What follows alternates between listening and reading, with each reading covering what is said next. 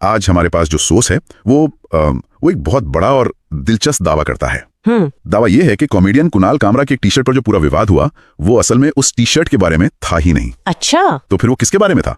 आज की हमारी पड़ताल इसी गुत्थी को सुलझाने की है। हमारे हाथ एक सोर्स लगा है जो इस पूरी घटना को मतलब परत दर परत खोलता है और एक बहुत ही चौंकाने वाले नतीजे पर पहुंचता है। चलिए शुरू से शुरू करते हैं और देखते हैं कि ये सोर्स इस नतीजे तक कैसे पहुंचता है। और ये वाकई एक पहेली की तरह है, क्योंकि ऊपर से देखने पर तो सब कुछ टी शर्ट के बारे में ही लगता है। बिल्कुल, लेकिन जैसा कि सोर्स इशारा करता है, जो दिख रहा है कहानी उससे कहीं ज्यादा गहरी है। कहानी का असली मतलब समझने के लिए हमें घटना से ज्यादा उस पर हुई प्रतिक्रिया को देखना होगा। ठीक है, तो चलिए वहीं से शुरू करते हैं। घटना बहुत सीधी सादी है। एक कॉमेडियन एक टी शर्ट पहनता है, बात खत्म, बस। लेकिन सोर्स के शब्दों में इसके बाद आधा देश ऐसे जल उठा जैसे किसी ने ब्रह्मास्त्र चला दिया हो। हाँ। ये ब्रह्मास्त्र वाली बात मजेदार है, लेकिन असलियत में जो हुआ वो उतना मजेदार नहीं था। पुलिस एक्शन की बातें, चेतावनियां, धमकियां, मतलब एक टी शर्ट के लिए इतना सब कुछ। मुझे तो यही बात समझ नहीं आ रही कि रिएक्शन का स्केल इतना ज्यादा क्यों था। आपने बिल्कुल सही नब्ज पकड़ी है। ये जो रिएक्शन का स्केल है, जिसे हम कह सकते हैं कि एक्शन और रिएक्शन में कोई मेल ही नहीं था, यही इस विश्लेषण का पहला और सबसे महत्वपूर्ण सुराग है। अच्छा, सोर्स की पहली ही लाइन है, अरे भाई टी शर्ट है, संविधान नहीं बदल दिया आदमी ने। हाँ। ये लाइन सिर्फ एक मजाक नहीं है, ये एक पैमाना सेट कर रही है। ये हमें याद दिला रही है कि एक्शन कितना छोटा था और उसके मुकाबले में रिएक्शन कितना बड़ा और संगठित था। हाँ, संगठित था। जब भी प्रतिक्रिया क्रिया से इतनी ज्यादा बड़ी हो तो समझ जाना चाहिए कि असली मुद्दा वो नहीं है जो दिखाया जा रहा है। मतलब कुछ और ही है। असली मुद्दा कुछ और ही है। और इस रिएक्शन को और ज्यादा अजीब बनाने के लिए सोर्स एक बहुत ही जमीनी तुलना करता है, जो मुझे लगता है हर किसी को समझ आएगी। हाँ, वो प्याज वाली बात। हाँ, वो कहता है इतना ओवर रिएक्शन तो तब भी नहीं होता जब प्याज 100 रुपए पहुंचा था। सही बात है। ये तो कमाल का पॉइंट है।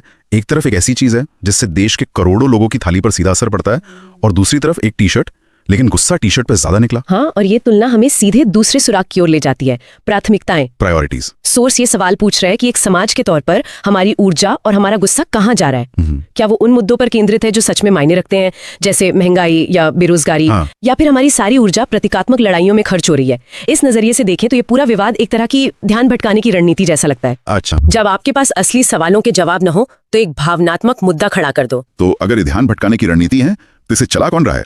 मुझे लगता है सोर्स इसका जवाब भी देता है, और वो उंगली सीधे तौर पर कुछ नेताओं की तरफ उठाता है। बिल्कुल। सोर्स एक बहुत मजेदार शब्द इस्तेमाल करता है। कहता है लगता है कुछ नेताओं का असली काम अब देश चलाना नहीं, बल्कि किसने क्या पहना इस पर फुल टाइम वॉचमैन बना रह गया है। हाँ, फुल टाइम वॉचमैन। ये सुनने में जितना मजेदार है उतना ही गंभीर भी है। ये उपमा इसलिए इतनी असरदार है क्योंकि ये वॉचमैन की पारंपरिक भूमिका को पूरी तरह से उलट देती है। कैसे? एक वॉचमैन बाहरी खतरों से, चोर उचक्कों से बचाता है, लेकिन यहाँ सोर्स कह रहा है कि ये वॉचमैन देश के नागरिकों पर ही नजर रख रहे हैं। अच्छा, कौन क्या पहन रहा है, क्या खा रहा है, क्या कह रहा है, ये शासन की भूमिका में एक बहुत बड़े बदलाव की ओर इशारा है। इस तरह की नैतिक पहरेदारी करने लगे तो ये बताता है कि सार्वजनिक बहस का स्तर कितना नीचे जा चुका है। मतलब जो एनर्जी और रिसोर्सेज देश की तरक्की, पॉलिसी बनाने और लोगों की मुश्किलें हल करने में लगनी चाहिए, हाँ, वो अब एक तरह की कल्चरल पुलिसिंग में खर्च हो रही है। और जैसा हमने प्याज वाले उदाहरण में देखा, ये पुलिसिंग भी बहुत सिलेक्टिव होती है। बहुत सिलेक्टिव। कुछ चीजों पर तुरंत एक्शन होता है और कुछ पर सालों तक चुप्पी रहती है। और यहाँ एक मनोवैज्ञानिक पहलू भी है जिसे समझना जरूरी है।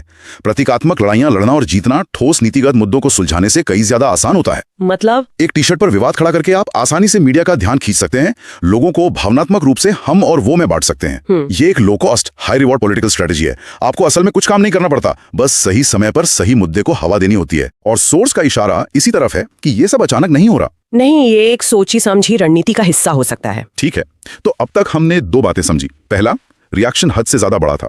दूसरा, ये शायद असली मुद्दों से ध्यान भटकाने और राजनीतिक फायदा उठाने का एक तरीका था। सही। लेकिन अब आता है वो पॉइंट जो इस पूरी पहेली को सुलझा देता है। सोर्स के मुताबिक, और मजे की बात, टी शर्ट पर आज पूरा दिख भी नहीं रहा था। हाँ। एक मिनट, क्या मतलब जिस प्रतीक पर इतना बवाल मचा वो ठीक से दिख भी नहीं रहा था? अगर ये सच है तो फिर सारा विवाद किस बात पर था? मुझे ये बात बिल्कुल समझ नहीं आई। और यहीं पर इस पूरे विश्लेषण की कुंजी है।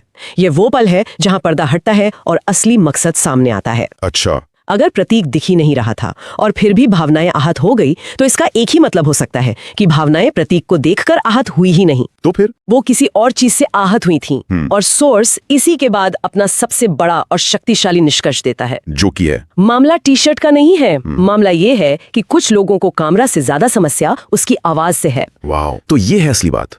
टी शर्ट, उसका डिजाइन, उस पर बना प्रतीक, ये सब बस एक बहाना था। एक स्मोक स्क्रीन। हाँ, एक स्मोक स्क्रीन। असली निशाना वो प्रतीक नहीं था, बल्कि उस प्रतीक को पहनने वाला इंसान था, कुणाल कामरा। बिल्कुल। जो सरकार की नीतियों के एक मुखर आलोचक रहे हैं, वो असल टारगेट थे। तो क्या सोर्स ये कह रहा है कि ये एक तरह का एड होमिनम हमला है जिसे प्रतीकों के पीछे छुपाया जा रहा है? हाँ बिल्कुल। मतलब अगर आप किसी के तर्क से नहीं जीत सकते तो आप उस व्यक्ति के चरित्र या उसके किसी और काम पर हमला कर दो। आपने इसे बिल्कुल सही तरीके से समझा है। ये प्रतीकों को हथियार बनाने का एक क्लासिक उदाहरण है। देखिए, किसी व्यक्ति के विचारों या उसकी आलोचना पर सीधे बहस करने में मेहनत लगती है, आपको तथ्य और तर्क देने पड़ते हैं। लेकिन अगर आप उसी व्यक्ति के किसी काम को, जैसे एक टी शर्ट पहनने को, किसी संवेदनशील प्रतीक से जोड़ दें तो आपको बहस करने की जरूरत ही नहीं पड़ती।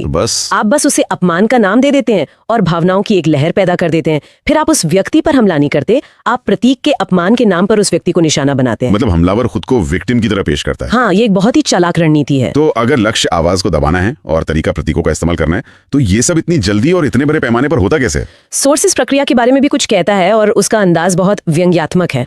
वो कहता है कि ऐसा लगता है जैसे किसी ने पूरी मशीन पर सिर्फ एक बटन दबाया और आहत भावनाएं मोड ऑन हो गया। ये मशीन और बटन वाली बात ये वाकई सोचने पर मजबूर करती है। हाँ, ये रूपक बहुत गहरा है। ये सिर्फ सोशल मीडिया ट्रोलिंग की बात नहीं कर रहा, ये एक पूरे इकोसिस्टम की तरफ इशारा कर रहा है। इकोसिस्टम मतलब? सोर्स का संकेत है कि यह गुस्सा स्पॉन्टेनियस या ऑर्गेनिक नहीं है, ये मैन्युफैक्चर्ड है। हाँ, इसे बनाया गया है। एक बटन दबता है और एक पूरी मशीनरी काम पर लग जाती है। अच्छा। इसमें आईटी सेल्स, कुछ खास मीडिया चैनल्स जो बहस को एक ही दिशा में ले जाते हैं, और राजनीतिक प्रवक्ता जो एक ही स्क्रिप्ट दोहराते हैं, सब शामिल हो सकते हैं। ये सब एक साथ एक कोऑर्डिनेटेड कैंपेन की तरह काम करता है, ताकि एक छोटे से मुद्दे को राष्ट्रीय संकट की तरह पेश किया जा सके। बिल्कुल। और इस मशीन की बेतुकीपन पर सोर्स आगे भी टिप्पणी करता है।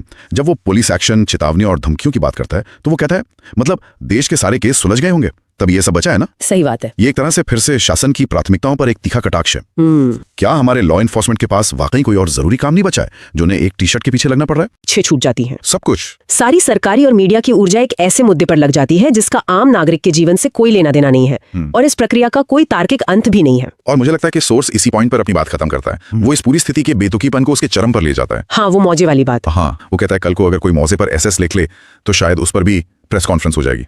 ये सुनने में तो मजाकिया लगता है, पर इसका संदेश बहुत गंभीर है। बिल्कुल, ये एक अतिशयोक्ति, एक हाइपरबोली है, लेकिन ये दिखाती है कि ये एक फिसलन भरी ढलान है। एक बार जब आप इस रास्ते पर चल पड़ते हैं जहाँ किसी भी छोटी सी बात पर भावनाएं आहत हो सकती हैं, तो फिर इसकी कोई सीमा नहीं रहती, कोई अंत नहीं है। आज टी शर्ट है, कल मोजे होंगे, परसों किसी की टोपी होगी। ये सार्वजनिक संवाद को पूरी तरह से निरर्थक बना देता है। मतलब हर चीज पर आपत्ति, हर चीज पर गुस्सा, हर चीज पर विवाद। अंत में कोई भी कुछ भी कहने या करने से पहले 100 बार सोचेगा, और शायद यही इस पूरी मशीन का अंतिम लक्ष्य भी है। एक तरह का सेल्फ सेंसरशिप पैदा करना। हाँ। तो इस पूरी चर्चा को अगर हम समेटें तो हम एक टी शर्ट से शुरू हुए और एक पूरे पॉलिटिकल प्लेबुक को समझते हुए निकले। सोर्स ने हमें दिखाया कि कैसे एक साधारण सी घटना को एक हथियार में बदला जा सकता है। हथियार किसी व्यक्ति और उसकी असहमति की आवाज पर हमला करने के लिए। हाँ, इस एक घटना के जरिए सोर्स ने हमें एक बड़ी तस्वीर दिखाई है। ये तस्वीर है सार्वजनिक जीवन में बढ़ती असहिष्णुता की, राजनीतिक प्राथमिकताओं के बदलने की, और कैसे भावनात्मक मुद्दों को वास्तविक जमीनी समस्याओं पर हावी होने दिया जा रहा है। जैसा कि सोर्स ने बहुत साफ साफ कहा, मामला टी शर्ट का था ही नहीं। टी शर्ट सिर्फ एक कैनवस थी जिस पर एक बड़ा वैचारिक युद्ध लड़ा गया, और उस युद्ध का मकसद था एक खास आवाज को चुप कराना। ये पूरी पड़ताल हमारे सुनने वालों के लिए एक सोचने वाली बात छोड़ जाती है।